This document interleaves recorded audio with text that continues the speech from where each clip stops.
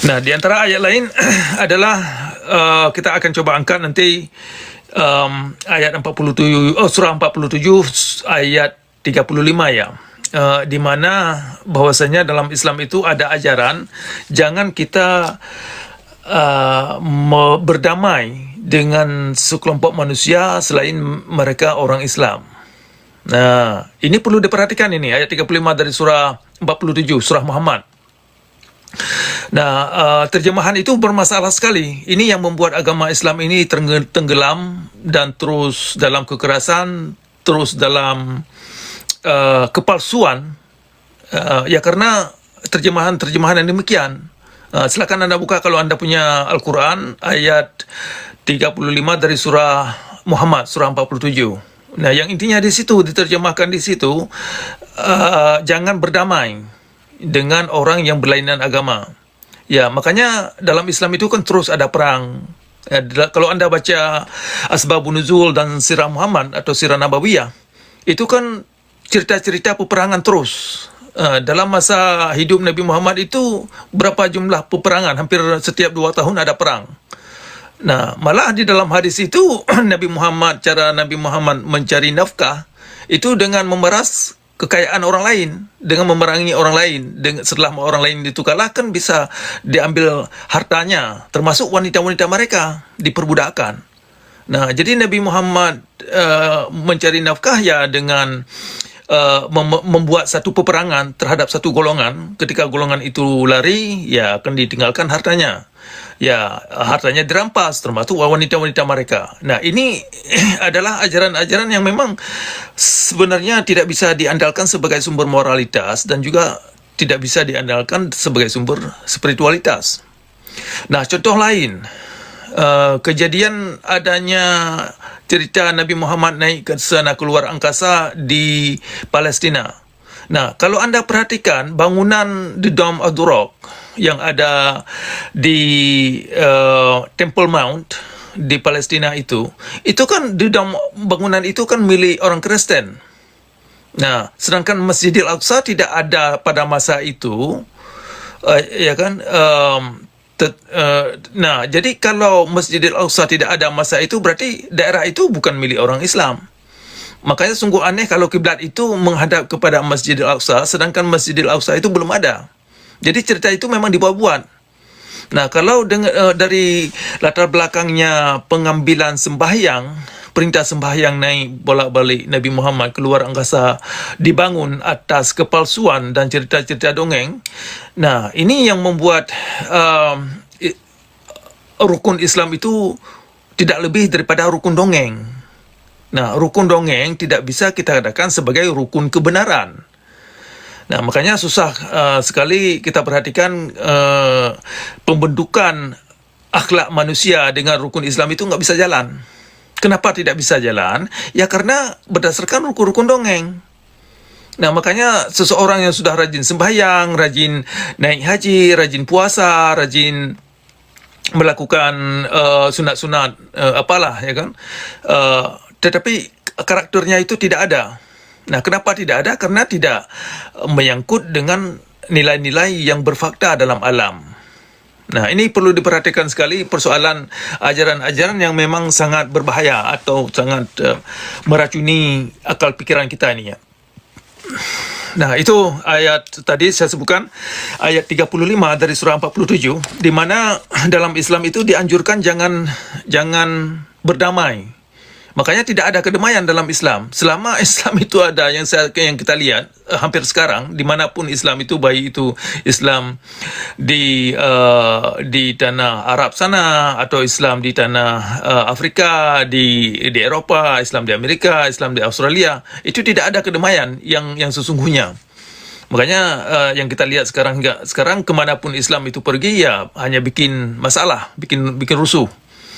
Nah, karena memang dari ajaran sudah diajarkan Islam itu bukan membawa kedamaian terhadap orang atau di tempat-tempat yang orang yang berlainan agama.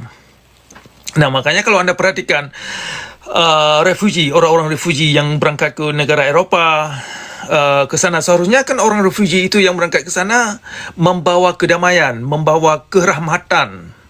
kepada tempat mereka duduk. Seharusnya kan demikian, kalau memang dianggap Islam itu sebagai rahmatan lil alamin. Nah, karena bukan daripada ajaran untuk membawa rahmat, sebagai rahmatan lil alamin dengan unsur-unsur uswatun hasanah, akhlak-akhlak yang baik, ya kan? Karena yang diajarkan memang bukan bersumber pada moralitas dan ajaran-ajaran yang menghaluskan hati nurani kita ini, dan bisa memberdayakan akal pikiran kita ini, karena tidak ada di dalam ajaran Islam. Maka yang ada cuman ya ajaran-ajaran yang merusak diri dan merusak orang banyak, sehingga kemanapun Islam itu ada, kemanapun Islam itu pergi, ya yang kita lihat hasilnya hanya bikin masalah di atas muka bumi. Nah, jadi itu salah satu ayat ya. Kemudian saya sebutkan lagi, ada dua ayat yang sering digunakan umat Islam yang perlu diperhatikan. Kita sudah sering mendengar la ikraha fid din, ayat 256 dari surah Al-Baqarah, yang artinya tidak ada paksaan dalam beragama. Nah, kenapa ayat itu tidak jalan? Karena ayat itu dipakai sebagai slogan, sebagai penipuan, sebagai jalan penipuan. Kemudian ayat satu lagi, ayat 30, sebentar ya.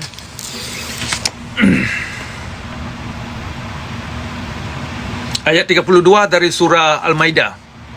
Nah, intinya ayat 32 dari surah Al-Maidah itu kan, sesiapa yang menghabiskan nyawa seseorang yang tidak berdosa, itu seolah-olah sudah menghabiskan semua manusia di atas muka bumi. Nah, di dalam syariat Islam, kedua ayat tersebut, ayat yang pertama tadi ayat 32 dari surah Al-Maidah, kemudian ayat 256 dari surah Al-Baqarah, kedua ayat itu tidak jalan dalam koridor syariat Islam, tidak dipakai, tidak diamalkan, tetapi digunakan sebagai reklame untuk menjerat manusia kepada kepalsuan, kepada penipuan. Jadi sebatas slogan aja. Termasuk konsep-konsep amal ma'ruf, itu sama juga.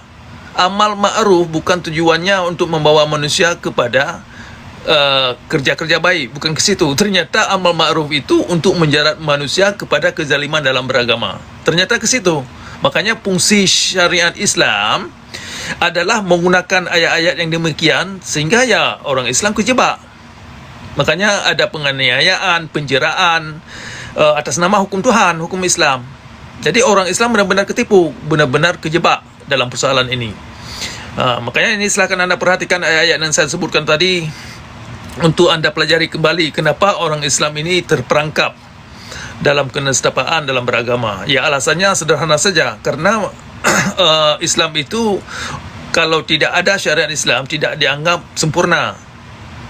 Nah, sedangkan syariat Islam itu menjerat manusia kepada kezaliman dalam beragama. Nah, ketika orang Islam menegakkan syariat Islam, maka yang mereka tegakkan sesungguhnya kelakuan dan tindakan-tindakan Nabi Muhammad yang zalim dalam beragama. Sesungguhnya demikian, karena itu yang mereka pamerkan kepada dunia. Nah, jadi orang Islam tidak bisa memisahkan antara kezaliman Nabi Muhammad dalam beragama dengan syariat Islam. Ini adalah karena dua dimensi ini tidak bisa dipisahkan, sangat terkait. Nah, sehingga anda-anda para cendekiawan Muslim ini tolong anda perhatikan, sehingga kita ini lebih jujur dalam beragama. Sekira itu dulu sekedar paparan saya, dan banyak hal yang akan terus kita bahaskan terkait dengan fitnah Imam Al-Bukhari dalam Islam. Jadi itu saja dulu. Coba saya lihat siapa-siapa yang sudah siap bertanya. Mungkin anda-anda semalam yang tidak sempat bertanya, mungkin kali ini bisa kita coba jawabkan apa yang hendak anda tanyakan semalam. Coba saya lihat dulu anda-anda yang sudah siap. Sebentar ya.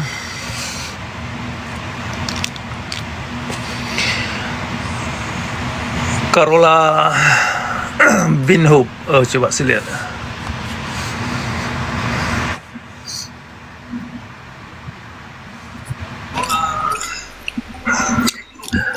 Halo, Carola bin Hub, apa kabar? Selamat pagi ya. Shalom. Selamat sore waktu di kami, Ya, Pak selamat Chandra. sore. Ya, selamat sore. Apa kabar? Baik, baik, baik, Pak Cakra. Oke. Semoga baik-baik saja Pak Cakra di sana. Ya, sama-sama. Ya, saya baik-baik saja. Terima kasih. Silakan. Kalau Anda mau buka mic juga kamera, itu lebih baik saya kira. Tapi kalau ada hal yang mungkin tidak mengizinkan, saya mengerti. Silakan. Ada yang ingin dinarasikan atau bertanya atau silakan. Baik, mungkin narasi dari pengalaman ya. Ya. Saya terus terang dalam dunia TikTok saya masuk biasanya bertanya, Ya. mengajukan pertanyaan dari dalil. Sebentar. Suaranya agak mendengung ini. Bisa di setting itu coba dicek dulu. Suaranya ada dengungan nih. Tes. Gimana kalau sekarang? Kalau Itu sekarang agak gimana? lebih baik. Itu agak lebih baik ya. Silakan ya. Itu Ya. lebih baik. Ya, terima kasih. Jadi dari pengalaman saya dalam TikTok dan diskusi, terus terang saya biasanya mengungkapkan pertanyaan, mengajukan pertanyaan berdasarkan dalil, bukan apa-apa karena saya melihat dalil itu punya kans untuk siapa saja, dalil dalam Quran terlebih ya, untuk mengembangkan pemikiran dan praktek hidup kita, mengembangkan standar moral termasuk. Nah, salah satu yang saya bawakan pernah adalah Al-Baqarah 11 dan 12. Di situ kan tentang berhati-hati ya untuk bisa merusak alam. Ada yang sedang merusak alam ditegur tapi mengatakan kami sedang mengadakan perbaikan. Lalu memang diakui ada yang melakukannya karena tidak sengaja. Nah, ketika saya mengatakan tidak sengaja itu sesuai dalil itu kan, dan bertanya supaya apakah memang karena ketidaksengajaan itu maka perlu peran ilmuwan untuk membuka mata siapapun, bukan hanya orang Islam sendiri di sini ya, mata siapapun bahwa mereka sedang mengadakan kerusakan. Wah, langsung rupanya itu cara yang dipakai dalil yang saya bawakan. Dalil itu juga yang dipakai untuk menyerang saya, mengatakan wah ini membawa kerusakan, yang membawa kerusakan itulah yang menuhankan manusia dan sebagainya. Wah, apa kaitannya juga ini menuhankan manusia dengan membawa kerusakan ke alam? Ya, orang ya siapapun bisa punya kans untuk membuat kerusakan terhadap alam, mau orang Islam, mau orang Kristen, mau orang agama lain-lain, mau agnostik, mau ateis ya. Intinya di sini kan ya berdasarkan dalil itu, karena dibuka tentang membawa kerusakan ke alam, ya intinya salah satu yang patut dibawakan di situ adalah peran ilmuwan kan. Sama halnya dengan saya ingat Pak Cakra mengakui Pak Cakra sebagai Islam bukan Islam yang dibawakan Nabi Muhammad tetapi Islam alam. Nah, untuk mengenal alam kan ya harus terbuka pada data-data ilmuwan. Nah, itulah yang malah dipakai untuk menyerang keimanan saya malah. Saya dalam hati saya mengatakan lah siapa juga yang bakal tercegah, bisa dicegah oleh karena imannya. Entah iman Kristen, entah iman adakan Islam, bakal dicegah untuk merusak alam. Nah, kalau orang tidak tahu, walaupun imannya sedalam apa, sekuat apa imannya, kalau orang awam tidak tahu apa yang dia lakukan sudah membawa kerusakan ke alam, ya tetap saja membawa kerusakan ke alam. Bukan soal iman apa. Ya, itu salah satu pengalaman saya Pak Cakra, baru-baru ini terjadi. Ya. Kawan-kawan, tolong diperhatikan ayat yang disebutkan tadi, itu ayat 11 dan ayat 12 dari surah Al-Baqarah yang sering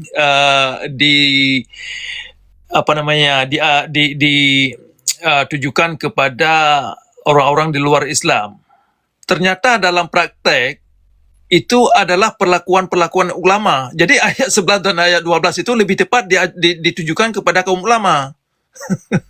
kan kan itu yang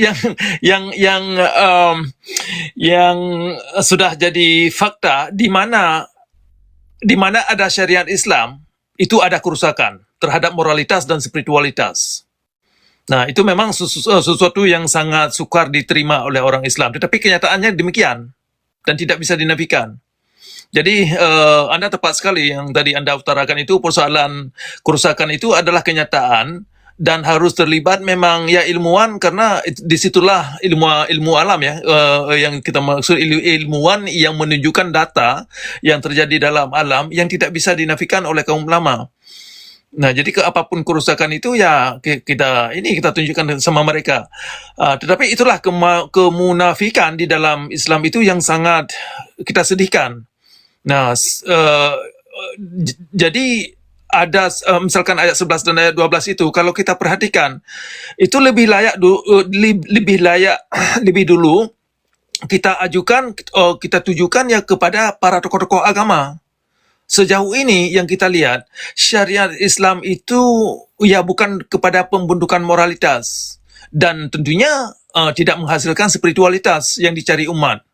Nah, akhirnya kalau moralitas dan dimensi etika atau character ethic hilang atau terkuras dan kering di dalam dada masyarakat, sehingga yang terjadi ya kerusakan, terutama kerusakan di dalam diri kejiwaan manusia itu sendiri. Ya, ketika ada kerusakan di dalam jiwa manusia itu sendiri, ya mereka tidak bisa hidup secara efektif, secara manusiawi dalam manusia, sehingga mereka mengabaikan lingkungan mereka itu juga. Ya kan, baik itu tentang tata cara menata lingkungan, mereka tidak hiraukan. Ya, akhirnya lingkungan itu juga terusakkan karena dalam diri mereka juga sudah terusakkan. Itu menarik itu, ayat 11 dan ayat 12. Terima kasih Carolina, dan pengalaman yang Anda alami Ya, ketika Anda berdialog dengan iya memang kawan-kawan. Pak Cakra. Memang kan itu ayat itu sebenarnya katanya memang ada kaitan dengan ayat sebelumnya ya, ayat 6 juga. Ya, ada ada apa? Awalnya ada, karena kalau dalam Bible itu perikop ya, perikop. Tapi kan ya apa boleh buat, kan saya bacanya kan terjemahan ya, mohon maaf, memang tertulis di sini berbuat kerusakan di bumi. Ya artinya ya saya dalam pikiran saya soal keseimbangan alam, soal apa. Ya tapi ujung-ujungnya langsung ke akhlak yang tidak menerima Allah dan nabinya. Itulah kerusakan menurutnya mereka, dan itu dialamatkan ke iman saya lagi mereka. Padahal saya yakin ayat ini sangat universal. Ya, yang merusak bumi, merusak alam itu siapa sih? Apakah orang Islam pasti tidak merusak alam? Apakah yang pasti merusak alam itu di luar Islam? Tidak kan? Namanya orang awam pastinya, contohnya yang jelas, misalnya orang awam yang tidak tahu soal jejak karbon, lalu menikmati hasil-hasil peternakan yang besar, luas jangkauannya, membawakan jejak karbon, mengakibatkan jejak karbon yang tidak kecil yang berefek ke global warming contohnya. Nah, itu kan juga masuk dalam merusak alam, bisa masuk dalam yang sudah masuk dalam apa ya, mereka yang merusak, mengakibatkan juga, walaupun tidak sengaja, tidak secara langsung mau merusak alam ya, tetapi kan masuk dalam sebab akibat, rangkaian sebab akibat yang bisa membawakan kerusakan pada alam atau sekurang-kurangnya ketidakseimbangan alam. Oke, demikian Pak Cakra. Terima kasih. Sekali lagi terima kasih dan mohon maaf untuk kurang lebihnya. Ya, baik. Terima kasih Pak Bung Carolina atas kontribusi pemikirannya. Oke. Ya, itu menarik sekali. Kemudian persoalan alam ya, sebelum saya naikkan tamu yang baru, ingin saya jabarkan sedikit. Kalau alam pikiran, itu juga termasuk daripada perusakan. Jadi, kalau kita baca ayat 11-12 itu dari Al-Baqarah itu, kalau kita pikir-pikir, kalau misalkan kita kaitkan tentang alam pikiran, itu memang kenyataannya ajaran-ajaran syariat Islam itu sangat merusak alam pikiran kita ini. Nah, itu yang sudah terjadi bukti. Kalau misalkan kaum ulama menafikan, oh itu bukan yang saya maksud tentang alam dunia, tentang misalkan hutan dan udara dan global warming dan itu oke. Oh, oke lah itu kan kalau itu bukan yang mereka maksud. Nah, sekarang kita kaitkan dengan alam pikiran kita ini. Karena itu yang lebih esensi, yang lebih dekat dengan diri kita. Nah, ternyata terbukti syariat Islam itu merusak jiwa kita ini dan batin hati nurani kita ini. Tentunya ya moralitas kita ini. Nah, itu persoalannya. Jadi syariat Islam memang sangat sangat mematikan potensi manusia kita ini kepada pencerahan, kepada kreativitas dan produktivitas, karena memang tujuannya untuk pembudakan, sehingga adanya ancaman, adanya penjeraan. Kemarin itu di Aceh itu dicambuk 100 berapa itu 140 kali. Jadi cambuk-cambuk dan penakutan dan apalah atas nama Tuhan itu dianggap satu kebenaran. Kalau memang moralitas itu, apalagi spiritualitas yang dikaitkan dengan keyakinan seseorang, jadi soal keyakinan itu kan sangat-sangat subjektif dari seseorang, dari satu orang ke orang yang lain. Ya, kalau dipaksa ya tidak mungkin, karena itu melanggar fitrah dirinya manusia. Tetapi itulah yang terjadi. Itu terima kasih sekali Pak Carolina. Jadi saya sambut dulu. Kalau Anda mau simak di bawah atau mau standby di atas juga boleh. Saya sambut dulu kawan yang lain ya, yang di bawah ini. Coba. Oke, Mbak Uli dan Mbak Busra. Oke ya. Oke, dua tamu. Selamat pagi, Mbak Uli dan Mbak Busra. Kemudian Mbak Uli dulu ya. Silakan. Assalamualaikum, shalom. Apa kabar? Selamat siang. Siang Pak Cakra, shalom. Apa kabar? Salam sehat selalu. Ya, Saya baik-baik. kalau lihat dari pemaparan Pak Cakra tadi tentang Al-Bukhari, apalah segala macam ayat-ayat itu, apakah benar itu ayat-ayat turun dari Tuhan, Pak? Yang kita tahu hadis Sahih Al-Bukhari itu adalah tidak lebih daripada cerita gosipan. Seluruhnya itu makanya dinarasikan dari sepulan, dibilang dari sepulan, didengar oleh sepulan, disangka dibilang pulan-pulan, kemudian disimpulkan oleh pulan-pulan, kan demikian sampai 5 sampai 7 orang. Itu secara ya. Kalau yang Bukhari mungkin Pak ya, yang dari hadis itu pasti, kalau bukan pasti sih, kalau menurut saya dari pikiran saya, dari pendengaran saya, kayaknya itu bukan berdasarkan Tuhan, tapi atas pikiran dari Al-Bukharinya ya Pak. Maksud saya yang dari Al-Quran itu loh Pak, yang ada saya dengar, saya suka ikutin TikTok juga, ada yang mengatakan ayat berapa ya di surah apa, bahwa kalau tidak percaya dengan Allah, wajahnya orang Kristen dengan orang Yahudi itu akan dibalikkan ke belakang. Nah, saya mikirnya itu apa benar dari Tuhan, atau Tuhannya kok kejam banget gitu loh Pak Cakra, maksud saya. Kalau dari dari hadis-hadis, mungkin saya sama sekali, memang saya pikir itu kalau hadis itu pemikiran dari manusia. Tidak mungkin dari Tuhan kalau begitu. Cuman kalau yang dari Al-Qur'annya loh Pak, saya ragunya begitu. Apa memang benar Al-Qur'an itu dari Tuhan? Kok misalnya, oke lah, Yahudi dan Nasrani tidak percaya dengan Allah, tapi belum pernah saya lihat orang Yahudi dengan orang Nasrani mukanya ke belakang ya Pak ya. Saya kaget itu kemarin saya dengar TikTok. Lah, muka saya dari mulai lahir nggak pernah ke belakang karena saya nggak percaya dengan Allah. Gitu loh maksudnya saya Pak. Ya. Ada juga itu ayat yang saya lupa ayatnya, cuman bagi saya kok kayaknya di luar nalar saya gitu loh Pak. Menurut Bapak gimana? Apakah benar Al-Quran itu dari Allah atau karangan manusia gitu? Akhirnya saya berpikir begitu Pak. Ya. Al-Quran begini, Al-Quran tidak mengklaim bahwasanya datangnya dari Tuhan. Itu dari Al-Quran sendiri ya. Kemudian Al-Quran tidak mengklaim bahwasanya Al-Quran itu turunnya melalui Nabi Muhammad di Gua Hira. Nah, jadi Al-Quran itu tidak jelas siapa pengarangnya. Itu tidak jelas.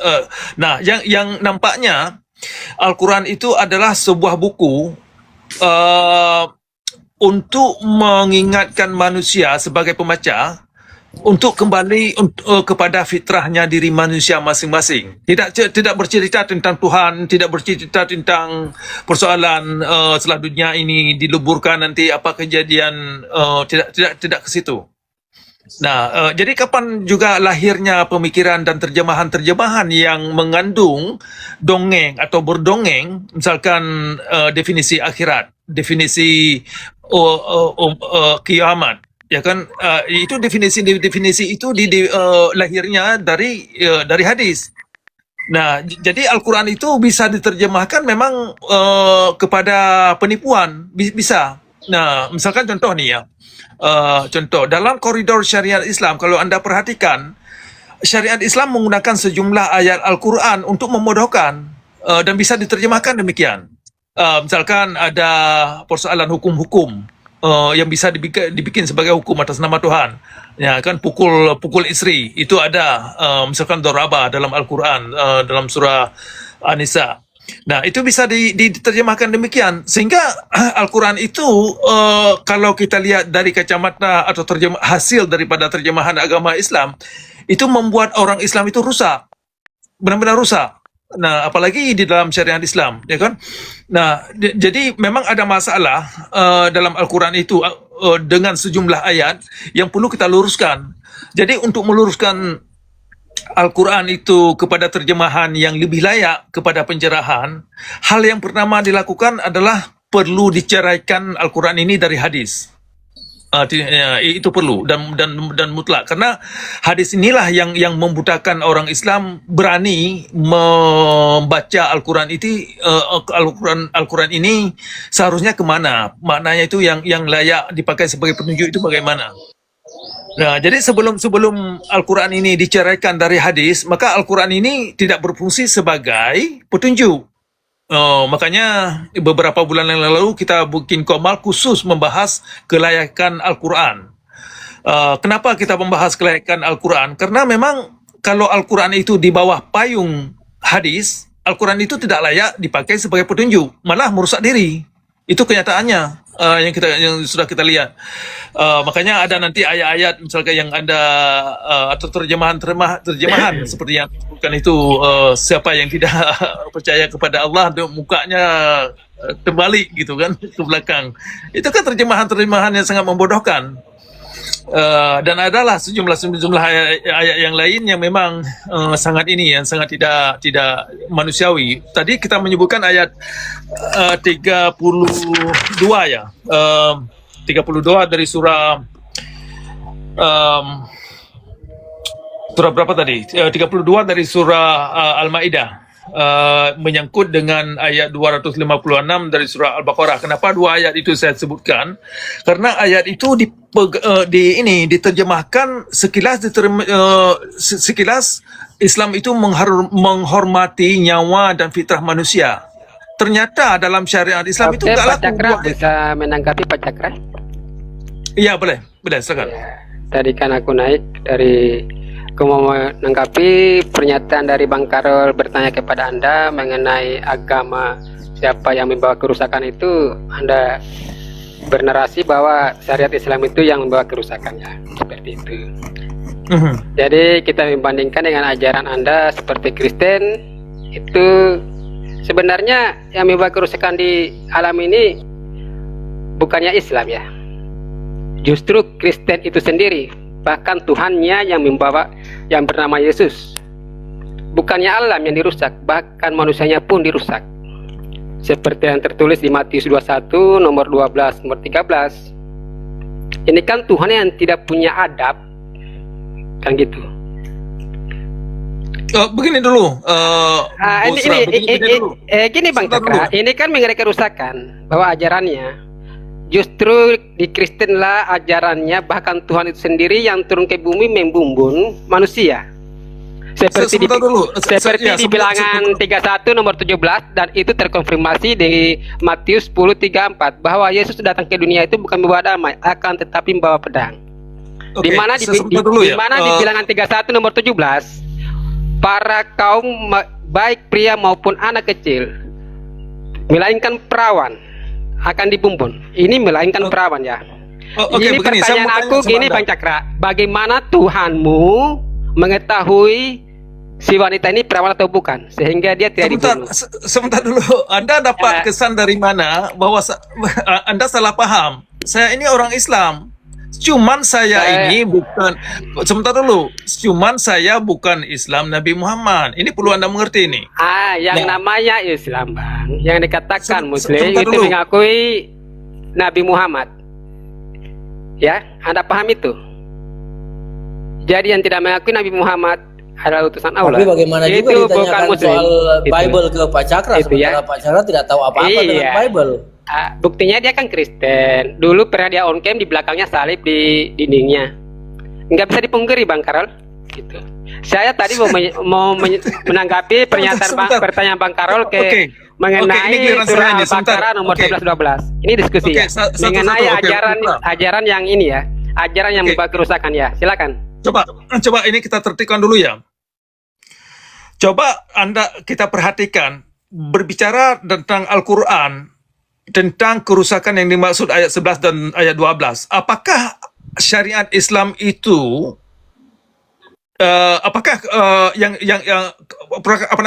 hasil yang sudah terlahir daripada syariat Islam itu yang merusak jiwa atau alam diri manusia itu? Makanya tadi saya bilang ayat 11 dan ayat 12 itu sebelum kita tujukan kepada orang lain, coba kita tujukan dulu kepada Nabi Muhammad, kepada kaum ulama, kepada tokoh agama. Nampaknya ayat itu lebih cocok kita tujukan kepada Imam Al-Bukhari, kepada kaum ulama, kepada tokoh agama, kepada penegak-penegak syariat Islam.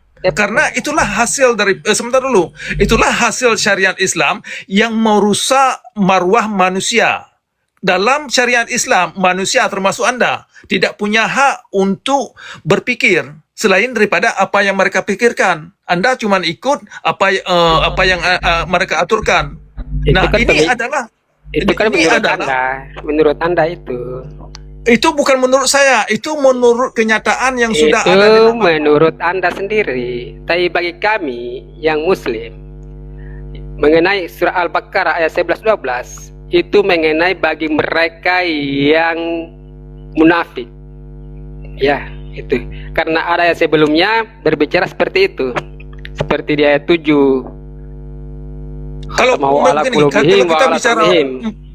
Kalau kita bicara soal munafik, itu Nabi Muhammad lebih baik ditujukan Nabi Muhammad itu adalah seorang nabi yang paling munafik. Kalau bicara soal munafik. Jadi yang munafik ini seperti Pak Cakra, mengaku-ngaku Islam tapi menampilkan ayat-ayatnya. Kan gitu, yang disebut munafik seperti itu. Anda tadi mengaku Islam, ya kan? Yang dikatakan di ayat tersebut adalah yang membawa perusakan adalah seperti orang-orang Pak Cakra. Itulah orang munafik, gitu. Oke? Sepakat. Tadi Anda salah mengerti. Saya Islam, tapi saya bukan Islam Nabi Muhammad. Nah itu sudah terjawab sendiri. Yang disebut di situ orang munafik adalah Pak Cakra sendiri. Anda kan mengaku profesor, Anda mengaku Islam, ya kan? Oke, sudah. Jadi di situlah. Oke, baiklah. Saya kasih kesempatan buat yang lain. Terima kasih dulu. Kabur. Ketampol lu, profesor ketampol. Bukan ketampol ini, persoalannya. Ini sebentar, satu-satu ini kita bicara. Ayat di situ kan berbicara munafik, orang munafik. Di ayat kalau bicara soal munafik. Oke, sebentar dulu, satu-satu ya. Oke, ini saya terangkan. Kalau bicara tentang persoalan munafik, maka kawan-kawan semua ketahui itu Nabi Muhammad adalah orang pertama munafik dalam beragama, dalam Islam. Nah, kenapa saya bilang demikian? Coba Anda perhatikan ayat 256 dari surah Al-Baqarah.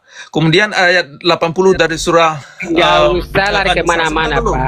Aku naik ke sini tentang Al-Baqarah 11-12, oke? Nah, bukti kemunafikan Nabi Muhammad, ini tolong dicatat kawan-kawan semua di bawah. Di mana Nabi Muhammad melanggar protokol yang sangat mendasar kalau dianggap sebagai rasul. Nah, ayat 256 dari surah Al-Baqarah, kemudian ayat 80 dari surah An-Nisa, kemudian ayat 99 dari surah Al-Maidah, kemudian ayat 22 daripada surah 88 atau surah Al-Ghaziyah. Yang intinya daripada ayat-ayat tersebut bukan urusan Rasul paksa-paksa orang, ancam-ancam orang, bakar-bakar rumah orang, aniaya orang atas nama Tuhan. Ketika Nabi Muhammad melakukan hal-hal yang demikian, maka Nabi Muhammad itu tidak cocok sebagai Rasul. Nah, jadi Nabi Muhammad itu melanggar ketentuan yang paling mendasar. Artinya Nabi Muhammad itu Nabi munafik, Nabi palsu. Ini menurut keterangan Al-Quran dan juga menurut pengakuan kitab hadis itu sendiri. Nah, bagi kawan-kawan yang belum pernah mungkin baca kitab Sahih Al-Bukhari, kitab Sahih Muslim, itu silakan buka. Silakan buka kitab fikih. Silakan buka kitab Sirah Muhammad, Sirah Nabawiyah dan lain-lain. Itu menunjukkan kemunafikan Nabi Muhammad dalam beragama. Nah, makanya kenapa Nabi Muhammad ini tidak bisa dijadikan sumber moralitas dan spiritualitas? Ya karena kerjanya itu tidak melambangkan uswatun hasanah yang kita dapat di dalam Al-Quran. Kalau uswatun hasanah itu maknanya adalah budi pekerti yang baik, yang agung, yang mulia, maka anda tidak akan dapat di dalam kitab hadis. Malah kebalikan. Kerja-kerja Nabi itu ya kerja-kerja zalim, kerja-kerja tidak manusiawi dalam beragama. Nah, makanya persoalan tadi kawan yang barusan turun, kita turunkan, ia bicarakan soal kemunafikan. Sebelum kita ajukan atau arahkan kemunafikan itu kepada orang lain dulu, coba kita lihat apakah kemunafikan itu ada di dalam perangai Nabi Muhammad. Kalau memang dia seorang munafik, ya tidak cocok sebagai pembawa pesan atau sebagai Rasul dalam hal ini. Sekira itu dulu. Jadi kembali kepada ayat tadi ya, yang menarik, ayat 11 dan ayat 12 dari surah Al-Baqarah itu. Nah, ini kita ajak kawan-kawan yang Islam itu coba sebelum ayat itu ditujukan kepada umat lain dulu, coba diperhatikan apakah ayat itu lebih cocok ditujukan kepada para tokoh agama, para kaum ulama, para pendidik atau yang menjagokan syariat Islam. Nampaknya syariat Islam itu adalah merusak wacana alam manusia, alam pikiran, dan juga membentung dan membinasakan hati nurani manusia. Itu syariat Islam. Nah, makanya ayat-ayat yang dalam Sahih Al-Bukhari yang banyak sekali mengandung fitnah yang saya kira, nah inilah yang saya angkat. Karena kita manusia ini difitnah oleh kitab Sahih Al-Bukhari dan kitab Muslim dan lain-lain. Kitab yang walaupun dibilang Sahih Muslim, ternyata di dalamnya itu tidak lebih daripada pernyataan-pernyataan fitnah. Nah, itu yang perlu diperhatikan kawan-kawan kita dalam Islam, untuk berani mengkaji, berani berpikir posisi Islam dalam persoalan moralitas dan spiritualitas itu bagaimana. Ternyata kenyataannya yang dipegang oleh orang Islam, kalau dianggap kerja-kerja zalim itu adalah menjijikkan, yang diterangkan dalam kitab Sahih Al-Bukhari, kenapa kitab itu dipegang sebagai petunjuk? Kalau memang dianggap menjijikkan dan memalukan dan membuka aib membuka aib Nabi, kenapa kitab Sahih Al-Bukhari itu dipegang sebagai petunjuk? Kan gitu pertanyaannya. Kalau kita baca kitab Sahih Muslim lebih parah lagi. Nah, ini pada kawan-kawan kita yang di dalam Islam, tolong Anda pikirkan, kalau kerja-kerja yang membuka aib Nabi dan Anda enggan untuk dibicarakan, kenapa kitab itu dipegang sebagai petunjuk? Nah, apalagi masalah isi-isi yang sangat berdongeng, yang sangat tidak bisa kita andalkan sebagai kebenaran, yang namanya saja dongeng. Jadi itu aja dulu. Uli, ada yang ingin ditambah sebelum kita lanjutkan tamu yang lain di bawah? Silakan. Atau Carolina, ada yang ingin? Ya, Pak. Ya, Pak Cakra, sebetulnya dari ayat tadi yang saya bawakan, terus terang saya bercermin dari ayat itu, saya melihat diri saya. Ya, saya mohon maaf, memang ini karena juga terjemahan ya. Tapi dari terjemahan ini, janganlah berbuat kerusakan di bumi. Mohon maaf, saya tidak melihat secara lebih luas pada akhlak atau apa perilaku moral umum, saya memang langsung melihat ke kerusakan di bumi. Wah, ini termasuk keseimbangan alam ini. Ada yang tidak seimbang di bumi ini.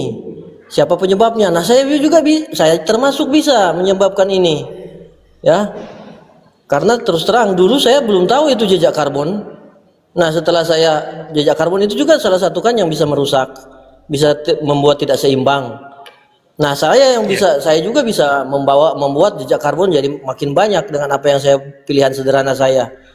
Nah, setelah saya membaca, dapat masukan dari ilmuwan yang di sini tertulis, mereka lah para perusak, tetapi mereka tidak menyadarinya. Nah, saya juga tidak menyadarinya kan. Nah, nanti ada data ilmuwan, barulah saya tahu, oh, jejak karbon rupanya termasuk yang bisa merusak. Nah, jadi terus terang ayat ini bagi saya kena ke saya. Jujur, terus terang. Saya berefleksi dari ayat ini, walaupun memang kalau yang tadi menyatakan ada ayat sebelumnya ya, ayat sebelumnya yang membuat kajian ayat ini jadi luas.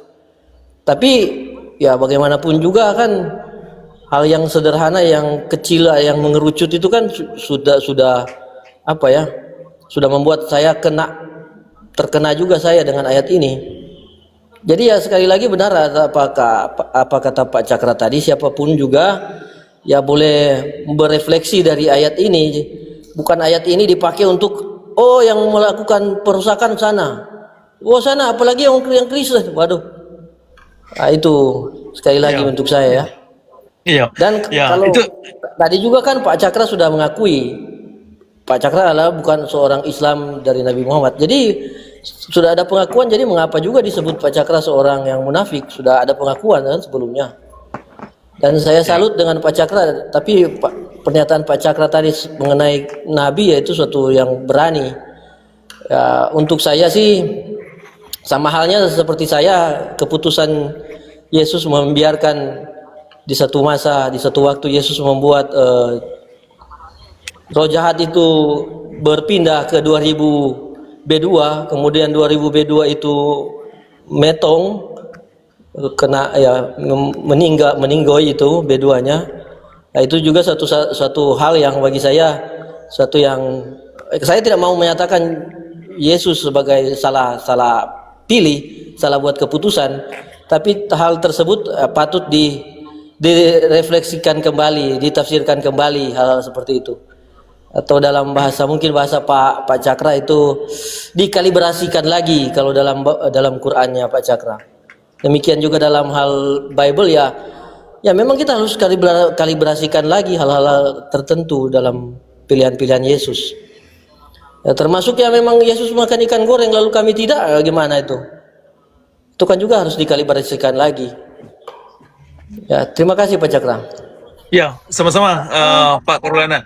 Kita gantian ya, ini saya naikkan yang lain dulu ya Carolina. Bisa dipantau di bawah ya? Sebelum saya naikkan tamu yang baru. Pak Cakra, itu kalau dari judul Pak Cakra fitnah Imam Bukhari. Nah, begini Pak. Kalau yang di Bukhari itu bukan semua sih, saya yang tahu sedikit-sedikit aja. Kalau itu saja sudah seperti mencoret nama baik Nabi Muhammad, sudah mempermalukan Nabi Muhammad kalau menurut saya di hadis-hadis itu. Kenapa umat Muslim marah ya kalau kita membahas begitu ya Pak Cakra? Iya. Sorry. Karena begini. Karena dianggap itu membuka aib. Nah, itulah yang anehnya begini. Kalau Ustadz berbicara tentang aib itu sebagai yang untuk diamalkan, itu tidak jadi masalah. Misalkan begini, Nabi Muhammad itu suruh membakar rumah orang yang lengah ke masjid, sekalian orangnya dalam rumahnya. Itu kan satu ajaran yang sangat busuk, saya kira. Ya kan? Itu dalam syariat Islam memang diajarkan itu di masjid-masjid. Tetapi kalau narasi itu kita sebutkan kepada kaum ulama tentang ajaran itu adalah ajaran merusak, mereka marah. Mereka menganggap, oh kamu ini menghina Islam, kamu ini menghina kami Nabi. Padahal itu memang yang mereka ajarkan. Tertulis. Yang Ya, tertulis ya Pak Cakra. tertulis. Nah, jadi itulah anehnya dalam Islam itu memang demikian. Jadi dalam Islam itu ada dua muka. Di satu sisi muka kepalsuan, di mana yang dipamerkan itu adalah satu label yang bertentangan dengan isinya. Ya kan, misalkan konsep amal ma'ruf, mungkin Anda sering mendengar amal ma'ruf yang artinya mengajak orang kepada kebaikan. Nah, kalau kita teliti perhatikan baik-baik, yang dimaksud kebaikan itu adalah mengancam seseorang, merugikan orang dan melakukan penipuan-penipuan terhadap orang lain. Itu dianggap kebaikan. Nah, jadi gimana ya? Satu ajaran yang memang sangat ini ya, saya kira sangat busuk. Ya kan, sangat busuk, sangat munafik. Waduh, apalah kata-kata yang cocok kita gunakan ya. Memang aneh dan sangat busuk. Aneh Di tapi satu nyata Pak Cakra. ya, aneh tapi nyata. Ya, benar. Ya. Sehingga ada ini kan yang namanya cognitive dissonance, itu istilah psikologi dalam bahasa Inggris. Cognitive dissonance artinya antara keyakinan dengan apa yang dilakukan itu bertolak belakang. Iya. Nah, ini termasuk banyak sekali dimensi-dimensi dalam Islam yang bertolak belakang. Misalkan begini, kalau di negara-negara Barat, di Amerika, di Eropa, di Australia, itu sering Islam itu digambarkan agama yang damai. Ternyata kalau kita perhatikan, yang dimaksud damai itu bukan sejahtera. Yang dimaksud damai itu sebelum Islam itu mencaplok tanah orang dan merampas dan memperbudakkan manusia, itu belum mendapat kedamaian. Jadi yang dimaksud damai itu setelah Islam itu Berkuasa. memaksa dan memperbudak manusia. Itu yang dimaksud damai. Sebelum memperdagkan manusia dan akal manusia itu tidak dimaksud damai. Ternyata damai itu yang dimaksud. Nah, Um, orang-orang berpikirnya ya kan kita baca yang teks aja kan otak ini berpikir Pak Cakra. Lah ini Ya. begini, ini begini. Nah, kenapa masih ya terhipnotis mereka-mereka yang Islam-Islam ini dengan yang begitu-begitu Pak Cakra? Kok susah banget itu mengartikan atau apa ya? Mengartikan itu teks itu begitu atau karena dia butuh tafsir begitu, butuh ini, butuh itu kali ya Pak Cakra ya. Iya benar, itu diantara bagian daripada taktik. Karena memang fondasi atau kerangka Islam itu bukan poros orientasinya kepada kebenaran, bukan kepada moralitas dan esensi spiritualitas. Jadi kerangka Islam itu adalah yang pertama melakukan satu label yang di dalam labelnya itu ternyata isinya terbalik. Ketika orang Islam menerima labelnya itu sebagai iman, percaya jangan pertanyakan, pokoknya percaya aja lah, ya kan. Nah, ketika mereka terima percaya, mereka tidak diizinkan untuk memeriksa apa yang mereka percayakan. Nah, tadi kan ada kewajiban harus percaya. Pokoknya kamu harus yakin aja. yakin, yakin seyakin-yakinnya. Kemudian dilarang Pak untuk Cakra, memeriksa. kita yakin, tapi kalau kita baca, kan yakin tadi runtuh dengan yang baca. Saya ya Pak Cakra ya, kalau membaca seperti yang saya bilang tadi itu, ini menyimpang dari topik Pak Cakra sedikit. Yang saya kaget membaca itu, hanya membaca loh Pak Cakra, saya baca teks aja. Kalau tidak percaya dengan Allah, itulah terjemahannya, mukanya dibalikkan. Nah, secara nalar, secara logika, secara akal sehat saya, ya saya otomatis ini saya di luar daripada Muslim ya. Maksudnya saya pakai, nggak usah lah dulu kita bawa agama, kita bawa akal sehat aja. Itu kan nggak logika Pak Cakra. Kalau tidak percaya dengan Allah, kepalanya dibalikkan ke belakang. Itu loh maksud saya Pak Cakra. Kenapa masih banyak orang yang, tapi mungkin mereka perlu di ini ya Pak Cakra ya, perlu dikasih pengarahan atau gimana ya Pak Cakra. Menurut saya agak kaget itu, makanya saya terkaget-kaget membacanya. Jadi saya memikirkan begini, apakah Al-Quran ini benar-benar dari Tuhan? Apakah dari mana atau karangan siapa gitu? Makanya saya masuk ke roomnya Pak Cakra ini mau mempertanyakan. Karena kalau saya Iya. tanya sama orang Muslim, mereka marah Pak Cakra, Iya, marah. iya, pasti, ya. Langsung dibilang kamu ini kafir, kafir. Iya, Ya, oke. ya itulah. Lanjut Pak Cakra sayang. Ya, Saya baik, terima mendengarkan kasih. aja. Ya, baik. Terima kasih, Uli. Terima kasih. Ya, itulah persoalannya kaum muslimin dan muslimat yang berbahagia. Kita ini saya harapkan para cendekiawan muslim ya, agar bisa jujur. Kalau kita beragama tidak jujur dan dianjurkan untuk berbohong demi agama, maka jangan bicara persoalan moralitas dan spiritualitas. Tidak ada di dalam dimensi itu sama sekali. Hanya tong kosong. Ya kan, makanya kenapa ada syariat Islam ini, tolong dicatat ini kawan-kawan di bawah. Lahirnya syariat Islam adalah untuk memang menegakkan agar manusia ini takut, jangan pertanyakan, jangan pikirkan, jangan pakai akal, jangan pakai kepala, ikut aja. Nah, ketika syariat Islam ini terbentuk sebagai undang-undang satu daerah seperti di Aceh, maka yang dialami orang Aceh adalah satu ajaran yang sangat memudahkan hati nurani mereka sendiri dan akal pikiran. Ya, orang Aceh ya jadi budak, jadi manusia yang memang diperbudak. Termasuk ya daerah-daerah yang sudah ada syariat Islam. Karena di dalam syariat Islam itu nanti ada ayat 191 yang saya sebutkan tadi itu kan ada konsep misalkan fitnah. Fitnah itu dianggap lebih kejam daripada menghabiskan nyawa seseorang. Artinya, intinya dalam konteks itu, seseorang yang dianggap sudah atau mencoba memaknakan satu pemahaman yang baru, itu dianggap fitnah dan itu perlu disingkirkan dan dihabiskan. Nah, ini kan satu ajaran yang sangat yang sangat sadis dan sangat satanik, saya kira. Jadi tetapi itulah yang digunakan, yang ditonjolkan oleh umat Islam dalam koridor syariat Islam. Nah, ditambah lagi dengan fitnah-fitnah yang ada di dalam kitab Sahih Al-Bukhari dan Sahih Muslim dan lain-lainnya. Jadi tentang rasionalitas di dalam Islam itu memang sangat bertentangan dengan apa yang kita dapat dalam alam.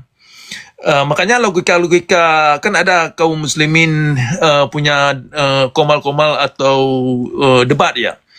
Oh, ini tidak logik, ini tidak rasional. Itu rasional yang mereka maksud itu tidak seperti yang kita bayangkan. Yang dimaksud rasional dalam koridor syariat Islam adalah sesuatu yang telah ditentukan oleh kaum ulama, jangan pertanyakan.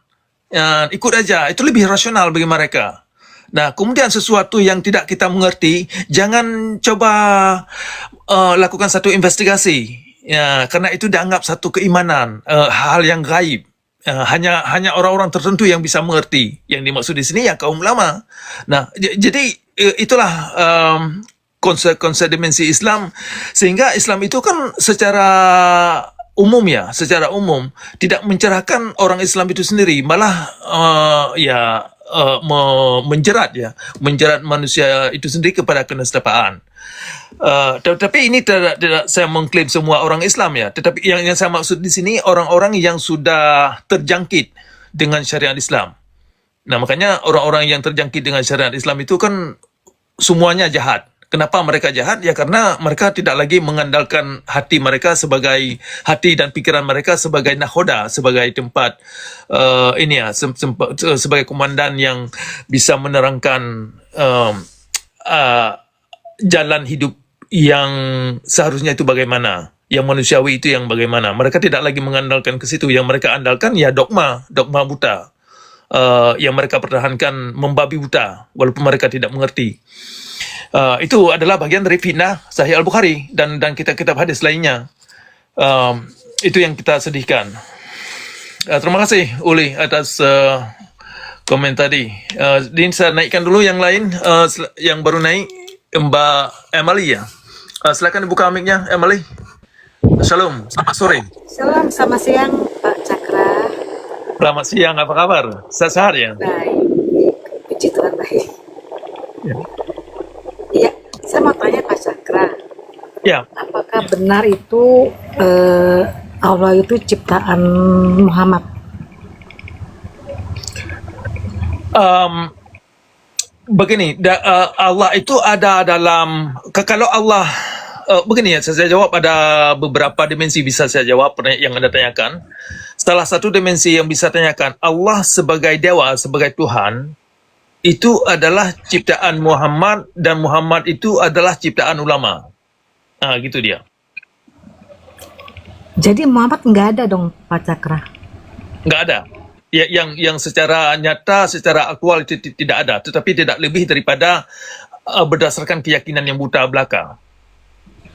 Terus kenapa orang Muslim mengagung-agungkan dan menganggap Rob? Itu hanya bagian daripada kerangka keyakinan, keyakinan agama sebagai teologi ya, teolog.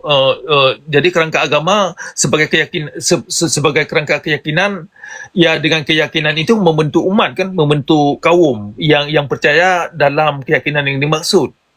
Nah, yang jelas Tuhan dalam agama Islam itu adalah ciptaan Muhammad. Muhammad itu adalah ciptaan kaum ulama. Jadi secara ringkas bisa kita simpulkan Tuhan dan Muhammad itu adalah buatan ulama. Gitu. Jadi itu nggak ada ya Muhammad sama Allah itu? Yang saya tahu tidak ada. Itu bisa tercipta itu bagaimana terciptaan dari manusia juga ya Pak Cakra? Persoalan ciptaan yang ada di dalam alam ini ya. Iya kan orang Muslim itu sangat mengagung-agungkan Muhammad ya. Ya. Allah. Kalau ternyata mereka itu nggak baca apa Al-Quran itu yang sebenarnya isinya dari Al-Quran itu? Mereka baca, tetapi mereka tidak menggunakan Al-Quran itu sebagai petunjuk. Makanya kan ada hadis yang intinya begini ya, dalam hadis itu intinya begini. Al-Quran itu adalah kata Tuhan yang bagus, tetapi petunjuk yang bagus datangnya dari Muhammad, gitu. Jadi Quran itu hanya sebuah kalimat-kalimat bagus lah, tetapi tidak bisa digunakan sebagai petunjuk. Makanya orang Islam tidak menggunakan Al-Quran itu kepada ini agar memberdayakan potensi manusia, bukan ke situ. Tetapi dipakai Al-Quran itu sebatas untuk menegakkan syariat Islam itu aja. Sedangkan syariat Islam itu ya kepada kerusakan, kepada alam pikiran kita ini. Ya, makanya ayat 11 ayat 12 itu akan banyak persoalan alam yang kita masuk. Salah satu alam yang lebih tepat kita bicarakan ya alam pikiran ini. Jadi ayat 11 ayat 12 dari surah Al-Baqarah itu lebih cocok ditujukan ke situ. Memang benar, kenyataannya memang demikian. Syariat Islam itu merusak alam pikiran kita ini, termasuk marwah diri kita ini sebagai manusia. Ya. Apakah orang Muslim itu mereka baca Al-Quran pinter gitu cara mengucapkannya atau apa gitu, tapi mereka rata-rata tidak mengerti ya Pak maksudnya itu? Ya, mereka tidak mengerti dalam dimensi alam, tidak bisa mereka pertanggungjawabkan dalam dimensi alam. Makanya terjemahan itu kan ketika mereka pun baca terjemahan dengan ayat yang mereka baca, itu sebatas pemahaman yang telah dibentuk oleh ajaran Islam itu sendiri, yaitu ya pemahaman yang berdongeng, gitu. Berarti kacau juga ya Pak ya, kalau misalkan Muhammad itu ciptaan manusia dan Allah itu ciptaan Muhammad gitu. Oh ya, benar kacau. Iya, luar biasa. Luar biasa.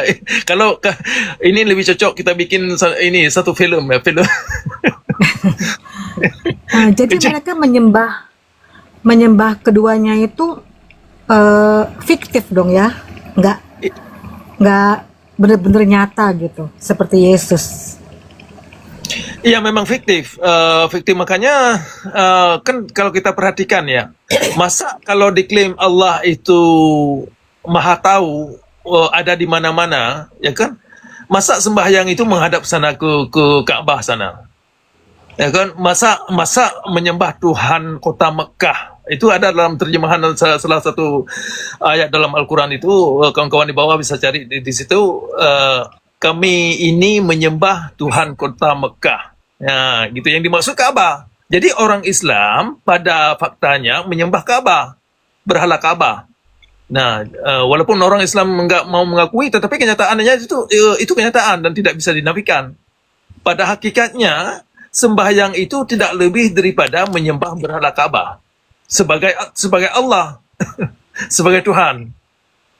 Iya Pak ya, apa kayak mereka itu tuh kalau sholat aja harus menghadap yang ditentukan ya kan. Sementara Tuhan itu kan dimanapun berada kalau kita dimana kita berdoa ya. Iya. Nah kenapa sampai sekarang itu tuh mereka tuh masih nggak percaya kalau misalkan Muhammad itu ciptaan manusia dan Allah itu nggak ada Iya. gitu Pak. Ya, itulah salah satu diskusi yang saya angkat selama ini, karena ini adalah dimensi yang tidak banyak dikaji oleh orang Islam. Ya kan, makanya saya mengangkat persoalan keberadaan Nabi Muhammad itu dalam agama Islam apa benar. Ternyata hadis itu sendiri membuat pengakuan bahwasanya figur yang ada dalam narasi kitab hadis yang kita dapat, baik itu Sahih Al-Bukhari, baik itu Sahih Muslim, baik itu Sirah Nabawiyah atau Sirah Muhammad, baik itu Asbabun Nuzul, baik itu tafsir-tafsir, baik itu pendapat-pendapat mazhab, itu semua menunjukkan karakter Nabi Muhammad itu tidak lebih daripada fiksi yang digambarkan. Cuman karena orang Islam menggunakan keyakinan yang buta sebagai instrumen ya, bahwa Nabi Muhammad itu ada, tapi pada kenyataan itu tidak ada, tidak lebih daripada angan-angan belaka. Sehingga kalau Anda perhatikan, tidak ada satupun hadis dalam kitab-kitab hadis yang ditulis oleh sejumlah perawi, itu tidak ditulis oleh Nabi yang dimaksud, tidak satupun. Tetapi tidak lebih daripada suara yang didapat dari sipulan, didengar oleh sipulan-sipulan, dikabarkan oleh sipulan-sipulan, disangka dibilang pulan-pulan, dan seterusnya, dan seterusnya. Itu tidak lebih daripada gosipan. Iya Pak. Itu yang mereka itu menyembah batu, mencium-cium batu di Mekah. Itu maksudnya untuk apa ya Pak? Ya, sebagai ini, untuk berhajat berdoa agar batu itu agar batu itu menjadi sumber kekuatan untuk menjawab doa mereka. Nah, jadi batu Hajarul Aswad yang ada di dinding Ka'bah itu adalah satu bentuk bukti nyata yang tidak bisa dinafikan sebagai berhala dalam agama Islam. Kalau agama Islam ini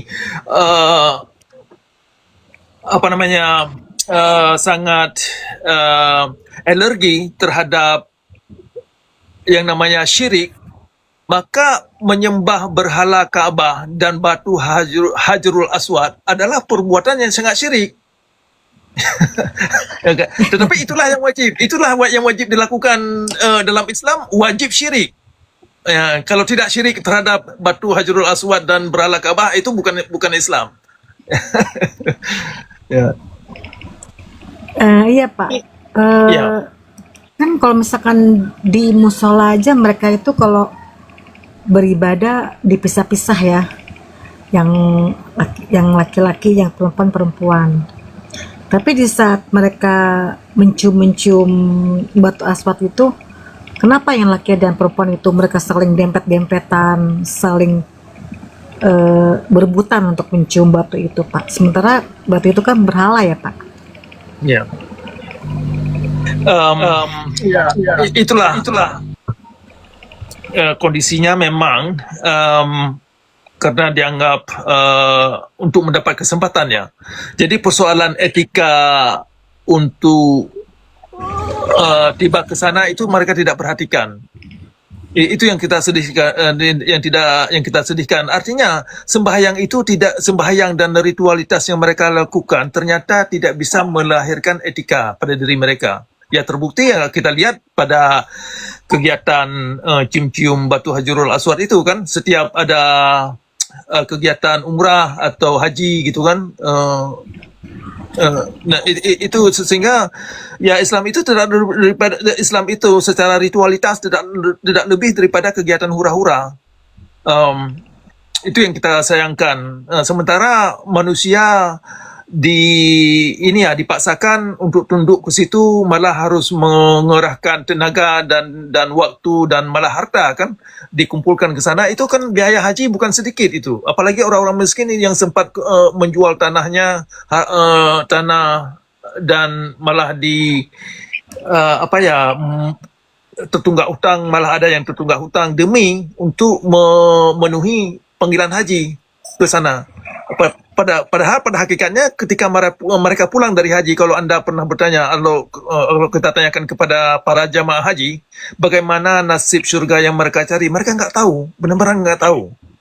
Nah, apalagi kalau kita pertanyakan kepada mereka, hei para jemaah haji, Anda sudah pulang dari haji, tolong Anda tunjukkan berapa rakaat sembahyang yang sudah terbukti diterima Tuhan. Mereka nggak tahu. Nasib taubat mereka nggak jelas sama sekali.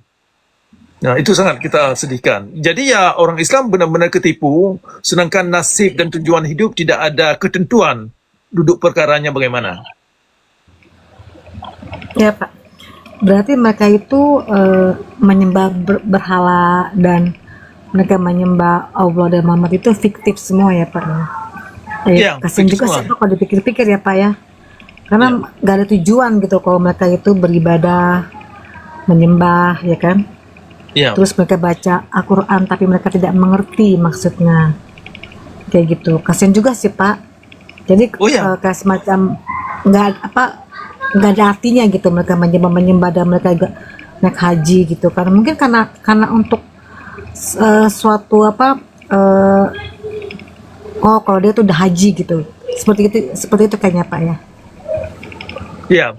Ya, jadi haji untuk jadi mereka ke sana ya untuk hanya sekedar untuk cari gelar haji, tetapi isinya itu nggak ada secara spiritualitas ya, apalagi moralitas tidak ada sama sekali. Ya ampun. Kasian juga ya Pak ya. Iya. Iya. Iya, betul. Kasian juga gitu. Berarti udah buang-buang Nah, uang itulah, banyak iya. loh Pak kalau ke haji itu ya kan. Ya, kalau kita kalkulasikan ya, salah satu, misalkan ada jamaah haji, taruhlah salah satu provinsi ada jamaah haji 1.500, misalkan. Kemudian Anda kali aja seorang jamaah berapa juta itu? 35 juta ya, mungkin lebih ya sekarang. Mungkin 50, pokoknya mahal lah. Jadi Mahal, Anda Pak. kali aja. 70-an juta kali Pak lebih Pak. Gitu ya. Iya, Jadi sekitar Anda kali segitu. aja Anda kali aja 70 juta kali 1.500 jamaah satu provinsi. Kemudian kita jumlahkan berapa jumlah orang jamaah haji seluruh Indonesia. Itu kan banyak sekali dananya itu ke situ dikerahkan. Ternyata hasil haji itu tidak menciptakan satu jamaah pun yang terbukti hasil taubat mereka itu bagaimana. Tidak satu pun. Ya, Iya. itu yang kita sedihkan. Betul Pak, betul. Berarti mereka hanya mengejar yang tadi Bapak bilang status ya atau gimana itu tadi? Ya, Gelar. gelar kepalsuan. Gelar haji itu memang benar-benar palsu. Berarti yang kaya Arab ya Pak. Kita hanya mengeluarkan uang yang sia-sia tapi yang kaya Arab ya Pak ya. Lebih kurang demikian. Lebih kurang demikian. Makanya ini saya sadarkan kawan-kawan ini ya, kawan-kawan kita yang dalam Muslim itu, untuk serius dalam persoalan ini. Kalau mereka tidak serius ya bisa ditipu habis-habisan. Nah, ditipu habis-habisan dan malah kena ini ya blackmail. Ya, blackmail artinya sebuah persekusi ya, semacam persekusi. Iya. Jadi harus benar-benar serius kalau kita mau secara intelektual bertanggung jawab kepada diri kita sendiri. Yang jelas tidak bisa kita serahkan kepada ulama. Itu yang jelas. Karena mereka bukan ahli moralitas dan juga bukan ahli spiritualitas. Ternyata kaum ulama ini tidak lebih daripada ahli konspirasi teori atau ahli dongeng. Ya, itu yang sudah kita lihat. Iya, kasian juga ya Pak, kalau cuma dongeng-dongeng kayak begitu ya Pak ya, nggak ada artinya berarti. Iya, iya benar. Berarti nggak ada jalan menuju ke surga ya Pak, selama mereka itu menyembah Allah, nggak ada jalan Tidak menuju ada ke memang. surga. Iya, Setiap manusia jalan. kan, setiap manusia itu kan hidup itu untuk masuk surga ya kan. Tapi kalau surga itu di Muhammad ya Allah tuh tidak ada, gimana juga ya Pak, sia-sia berarti mereka itu menyembah Allah atau Muhammad. Ya benar, makanya ya benar, sungguh sia-sia. Saya kira sungguh sia-sia, sungguh sangat sia-sia. Makanya ayat atau surah Al-Maun, surah dalam Al-Quran itu kan ada diingatkan, sungguh celakanya orang-orang yang melakukan ritualitas. Ketika saya membaca surah Al-Maun itu saya yang terbayangkan itu orang Islam. Kenapa? Karena mereka meyatimkan akal dan hati mereka. Mengabaikan dan membiarkan hati dan akal mereka itu terlunta-lunta, tidak terbina pada fitrahnya mereka. Nah, orang Islam mungkin kebanyakan orang Islam tidak mengerti tentang persoalan itu, tapi kenyataannya demikian. Orang-orang yang sudah begitu ngetot dan begitu taat dalam ritualitas dalam Islam itu, kalau kita perhatikan sekali di dalamnya, sangat semu, sangat kosong ya. Iya, iya Pak, gitu aja saya bertanya. Terima kasih Pak atas waktunya ya Pak. Ya, terima kasih. Nanti kita mungkin kali ke depan bisa kita sambung diskusi-diskusi yang begini. Terima kasih Emily atas kesempatannya ini. Iya Pak, buat yang Islam ya mereka mengerti ya Pak ya, siapa Allah, siapa Muhammad ya Pak ya, begitu. Ya mudah-mudahan. Oke, terima kasih Ya. Pak, selamat siang. Oke, selamat siang, shalom ya. Oke. Shalom. Noni, selamat siang. Apa kabar? Shalom, assalamualaikum. Apa kabar? Silakan dibuka mic-nya.